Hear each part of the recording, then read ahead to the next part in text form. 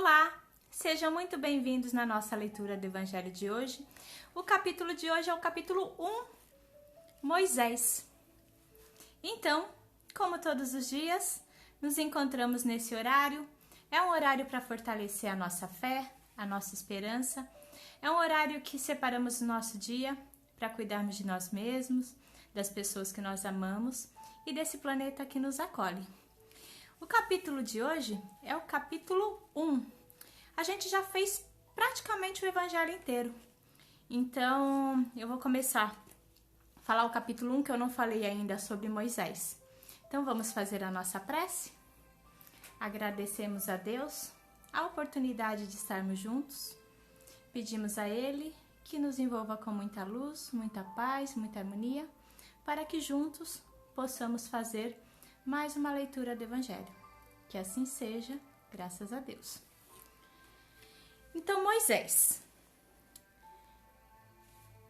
A lei de Moisés é composta por duas partes bem distintas. A lei de Deus, recebida no Monte Sinai, e a lei civil ou disciplinar, estabelecida por ele mesmo. A lei de Deus é inalterável. E já a lei civil ou disciplinar era apropriada aos costumes e ao povo daquela época. Por isso, modificou-se com o tempo.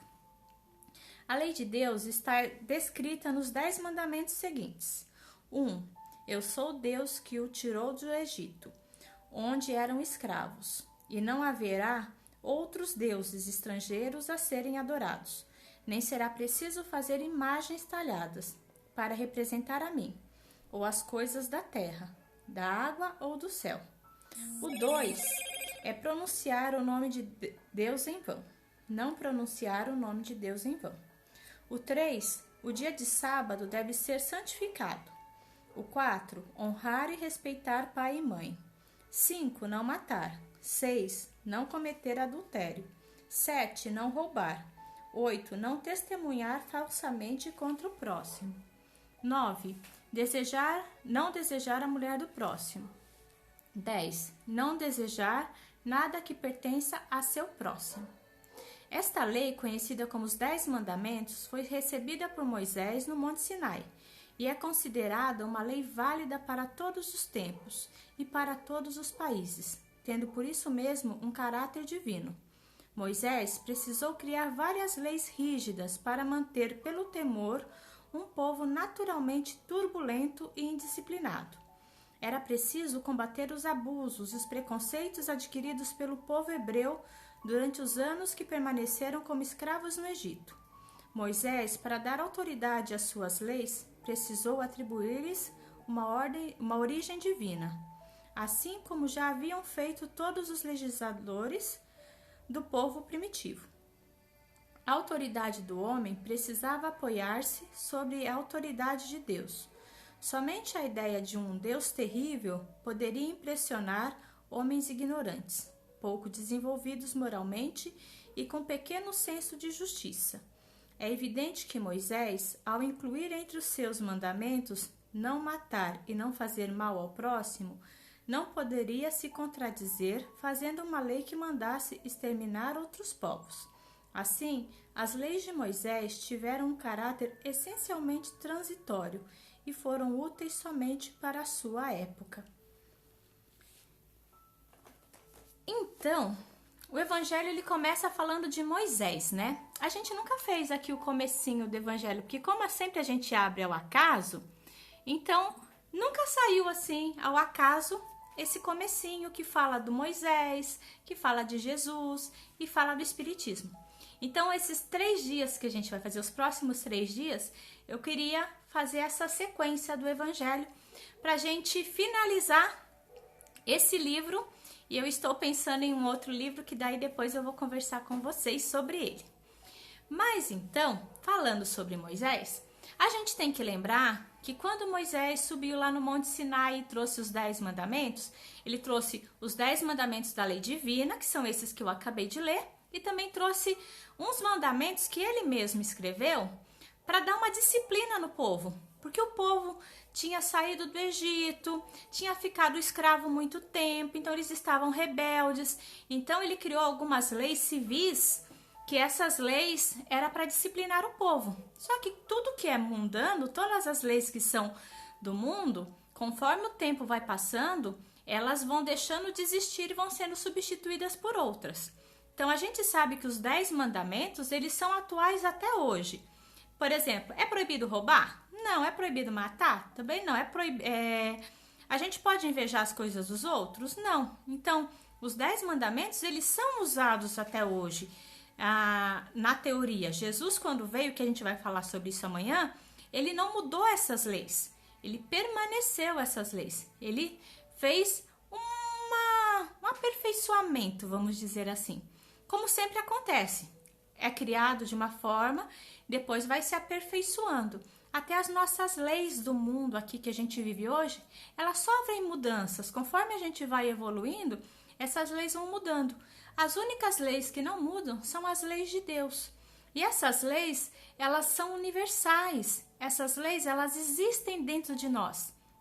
Então, como a gente sabe que há muitas moradas na casa do Pai, essas leis universais, elas existem em todo o universo. Então, essas leis, elas não mudam. E Moisés começou a trazer essa forma de disciplinar o povo daquela época, e essa lei, ela foi seguindo e permanece até hoje. O que a gente vê que mudou foram as leis que tinham para domesticar o povo, assim, que estava meio perdido. Que, na verdade, se a gente ter, assim, pensar um pouquinho, a gente esteve naquela época, né? Porque a gente sabe que a gente vai reencarnando várias vezes e nós não somos espíritos novos, somos espíritos antigos que estamos aqui evoluindo. Então pode ser que nessa época aqui que Moisés escreveu as leis, a gente também estava lá. Então, desculpa. Então, Moisés, não é porque ele trouxe a primeira revelação que a gente tem que falar assim, Moisés é lá do Primeiro Testamento, a gente não tem nada a ver com ele. Não. Ele trouxe as leis para começar a organizar o que a gente vive hoje. Então, foi momentos de transição. A gente começa a ver aqui, a partir de Moisés, que ele foi trazendo as leis que vão deixando a gente mais afastado daquele povo que ainda era muito bruto, que ainda acreditava em vários outros deuses. E ele vem falar o principal, que só existe um Deus. Existe só um, porque antes disso acreditava-se em outros deuses, acreditava-se em deuses da natureza, sol, lua, chuva, e ele veio falar que não, existia um único Deus, e esse único Deus, ele não tinha forma. Ele fala aqui no comecinho que não era para talhar imagens, como eles talhavam quando ele desceu lá do Monte Sinai, estavam talhando bezerro. Não existe imagem de Deus. Deus, a gente fala que ele é semelhante a nós, mas não que ele tem essa forma de pessoa que a gente tem. Porque a gente tem essa forma aqui, nessa encarnação, enquanto a gente está aqui na Terra, mas o Espírito, ele não tem forma. Então Deus, ele não tem uma forma definida. Daí vocês falam assim, mas Márcia, como que eu vou, então, acreditar em um Deus que não tem uma forma definida? O que eu posso falar para você é o seguinte, é minha opinião, tá? Acredite em Deus da forma que o seu coração tocar. Ele não tem uma forma de falar assim, olha, ele era assim ou ele era assado. Não. Mas o que o seu coração achar que Deus parece, o que dá sentido para você na sua fé, é a forma que você tem que acreditar nele.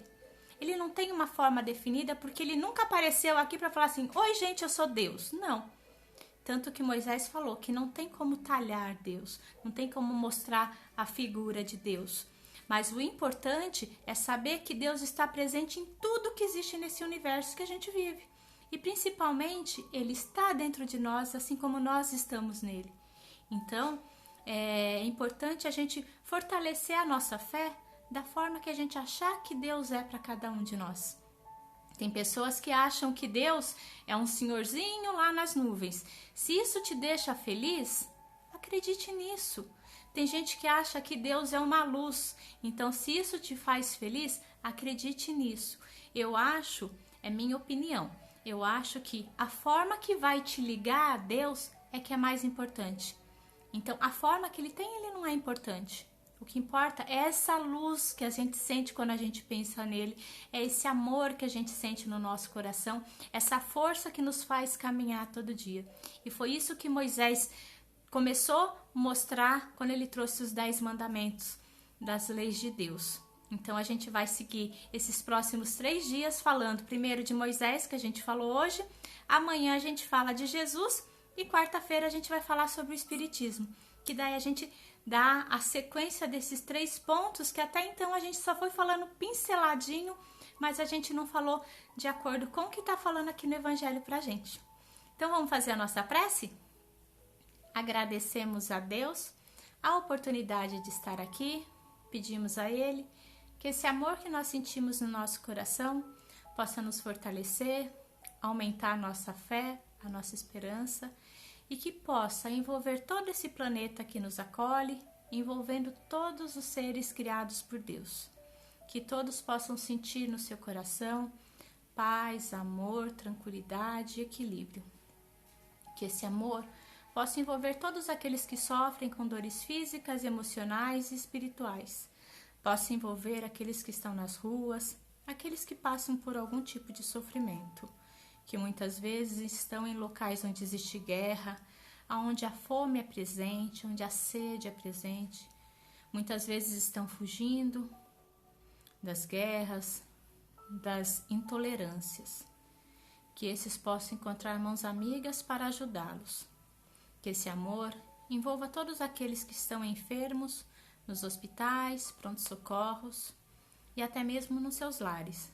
Que possa a equipe espiritual dos médicos envolver cada um, fortalecendo seu corpo físico e espiritual para que cada um siga a sua caminhada. E que seus familiares nos seus lares possam sentir esse amor também nos seus corações e que mantenham sempre a esperança e a fé. Pedimos, Pai, que esse amor envolva todos os profissionais da saúde que escolheram como profissão cuidar das pessoas, que eles possam continuar esse caminho com muita luz e muita paz, e que seus familiares também possam sentir nos seus lares essas energias de amor, de paz e de equilíbrio. Pedimos, Pai, que esse amor envolva todos aqueles que partiram para o mundo espiritual no dia de hoje, que eles possam ser recebidos por mãos amigas e serem encaminhados para locais de refazimento, e que seus familiares que aqui ficaram possam entender esse momento difícil, possam ser consolados e possam continuar a sua fé e a sua esperança. Que esse amor envolva todos aqueles que sofrem, e se nós soubermos de alguém que precisa de um pouquinho mais de amor, vamos imaginando ela sendo abraçada, sendo envolvida com muita luz, muita paz, e que possa ter o seu amor, a sua fé e a sua esperança renovada. Que esse amor envolva todas as pessoas que nós amamos, envolva o nosso lar, e nós agradecemos, Pai. Agradecemos o aprendizado diário, agradecemos pela nossa vida, agradecemos por todos os desafios que nós enfrentamos diariamente e principalmente, Pai, te agradecemos, pois temos a certeza de que nunca estamos sozinhos. Que assim seja, graças a Deus. E assim, pedimos a Deus e toda a equipe espiritual que envolva cada um com muita luz, muita paz, muita harmonia, e amanhã estaremos juntos novamente. Fiquem com Deus.